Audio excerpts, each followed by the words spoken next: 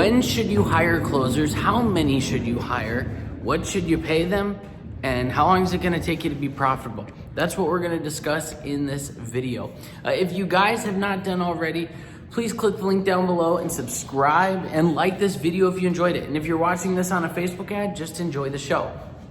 So anyways, let's get right into this, because oftentimes an agency owner that is just getting started, what they will do is they will associate more closers with more sales. So they'll go out and they'll try to find 2 or 3 commission-based closers. And they're kind of putting the cart before the horse because they don't even really have any appointments set up yet. And so what they'll do is they'll get these guys, they'll sell them on the prospect of being able to make a good amount of money if they just close deals. They talk about their commission structure, and then inevitably 3 to 6 months later, people start leaving them just because they're not making enough money. Well, what we're gonna first need to understand is what are the costs associated with a closer, because a closer can actually send you into the pits. It can be your demise. So one of the biggest costs of a closer is the learning curve, because you're paying for ads or appointment setters, but you're paying for appointments and they're learning on your dime, and they're gonna take a little while for them to catch up to speed. That's on your dime. So you have to figure out how much cash flow do you currently have to be able to sustain them. You might have no clients, but you might have other sources of revenue. Can you afford to sustain one closer? See, I would much prefer someone have one closer, but have them filled with appointments and have a really solid setup, rather than having 3 closers and they're all frustrated because none of them are getting enough appointments. So the first cost that you have is their learning curve. The second cost that you're gonna have, and it's not really the second cost, but it's the appointments, just keeping them busy. So let's talk about how much it's gonna cost to keep one closer busy. Now, if you're doing a mix of inbound and outbound, your prices are gonna vary, but let's just talk about outbound and just assume that if you're doing inbound that it's gonna be a little bit higher. We have found that the prime ratio of cold callers to a closer is about 4 cold callers to every closer. So that means we have 4 callers setting appointments for the 1 closer. And if you think about it, that makes perfect sense, because they're gonna get about 2 to 5 appointments a day, an appointment setter is, and you're gonna get about a 50% show rate. So that means that if they're averaging setting, and you have 4 of them, 8 to 15 appointments a day total between all of them, sometimes more, 20 even in a day you can get, and then you cut that in half with your show rate, that's gonna be anywhere from 4 to 12 appointments per day that your closer can actually get on. And that's a nice full schedule. But how much does that cost? Well, if you're doing something like we are, where we're running our team out of the Philippines, which we train them, they're amazing callers, they sound really, really good. Our cost per caller is a little higher than what most people would get. We're paying $600 per caller, but our retention's through the roof, and the people really strive to hit their goals, and we just find we get much higher quality. So what we do is we actually siphon them from places like the Chase call center for the Chase banks, and we say, hey, you know what, you're getting paid $400 a month there, you're a seasoned caller, you should be making at least $600, come work for us, we'll pay $200 a month more. So for us, that would equate to about $2,400 for 1 closer. And then you have software costs, which is gonna be about $100 per closer per month. We're using calltools.com. So they have a sign up fee, whatever, but you pay about $100 per agent. So we're at about $2,800 loaded cost just setting appointments in a month for 1 closer. Now, we expect that we are going to be able to get about 3 to 4 closes out of each caller every single month. So that means that we're expecting that closer to close about 14 to 16 deals every single month. So it's a no-brainer for us, because we're charging over $5,000 per client. So for me, I'm not worried about paying that $2,800 because I know I'm getting a profit. But then let's break down the commission structure of how we pay our closers, and that's gonna open your minds a little bit. So for the first month, we pay them 25% of the profits. Now, we have fixed profits based off of our averages, just to keep it clean. So for instance, I know that my average cost per live transfer is about $120, give or take. Sometimes it goes up, sometimes it's a little bit lower. But because I know it's $120, my closers know that if they sell it at $350 per live transfer, that they are going to be able to make, was that $230, or that there's a $230 profit margin per live transfer. So just for simple math, let's just say they sold 10, even though we have a minimum of 5. That's $2,300 that we profited off of a single client, not including the customer acquisition costs. But I don't make my closers pay a customer acquisition cost. I hope to get that on the back end. So the way that works out is, let's say it's $2,300. They're gonna get 25% of the first month. So they're gonna get, in the very first month, I think that's $460, if my math is right, off of that close in the first month. Then the second month, it's a little bit more than that actually, I'm sorry. Probably closer to 600, 620. Somewhere in there. I don't have a calculator on me and I'm bad with head math. Then the next month, they're gonna make 15% of those profits from that person. The following month, they're gonna make 10% of the profits from that. And then then it goes 5% for the remainder of the life cycle of the client. So I'm gonna share with you why I do that. You might think that seems unappealing, but the reason why I do that is because we have had issues where closers get to making too much money in a month and they lose that shoot today to eat today hunger for closing clients.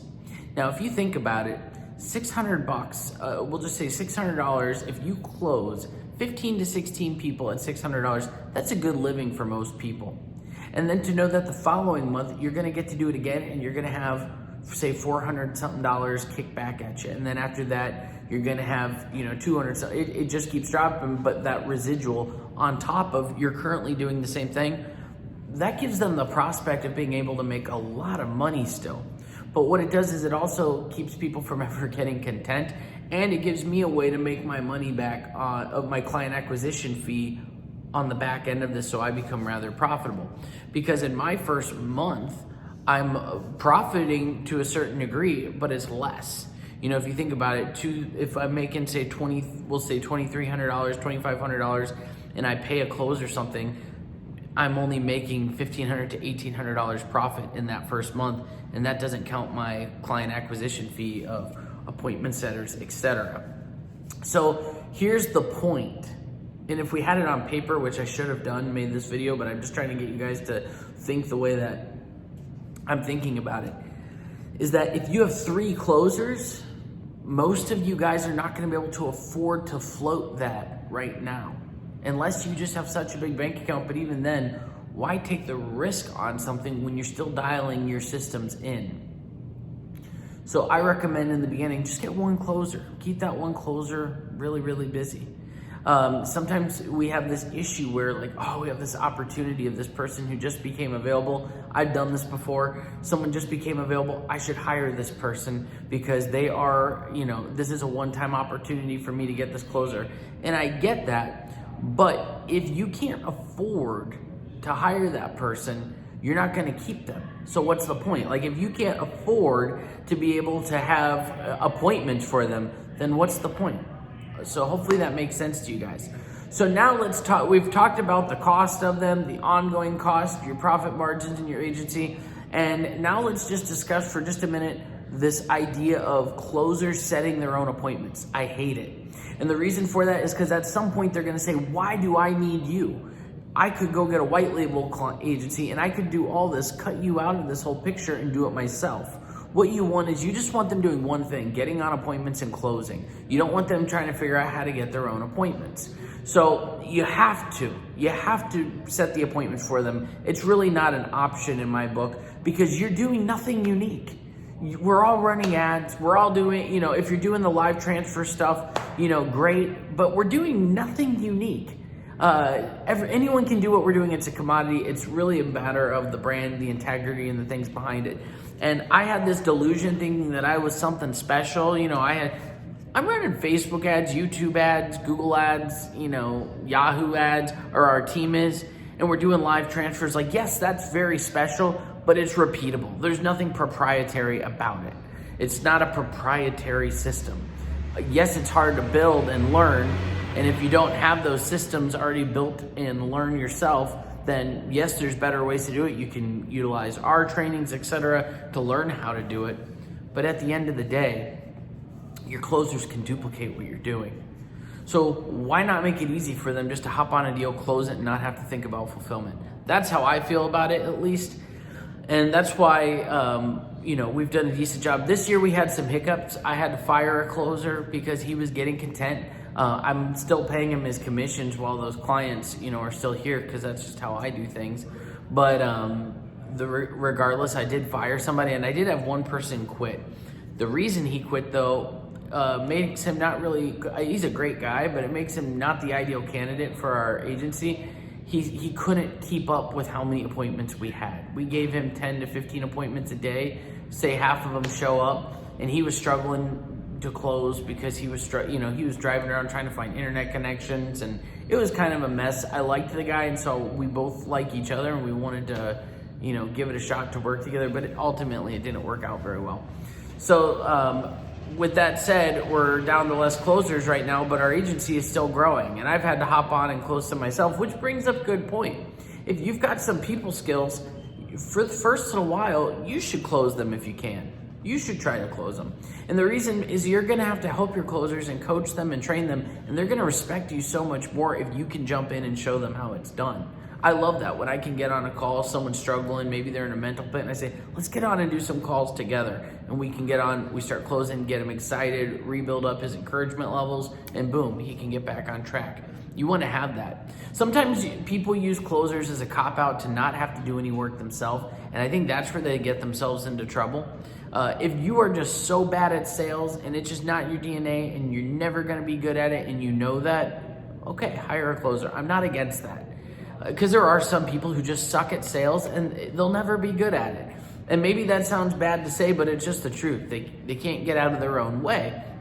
And I've helped people, I know some people like to honorably go, you know what, I think that until you're at 7 figures, you should be closing your own sales. That's all bull crap. At the end of the day, a good leader hires out the things that he's not good at. So if you're just really not good at it and you hate it and you don't enjoy it, then you're probably not gonna do well at it, and you should bring someone in. You might have to bring them in at a partner or a different level or structure it where you're getting appointments and then you bring them in. But either way, there's no shame in hiring somebody.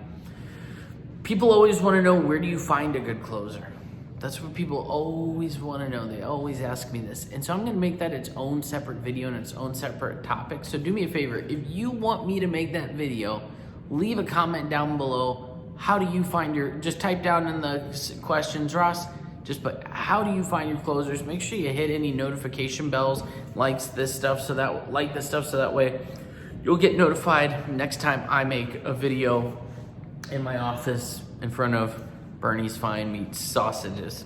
Anyways, you guys have a great day. Talk soon.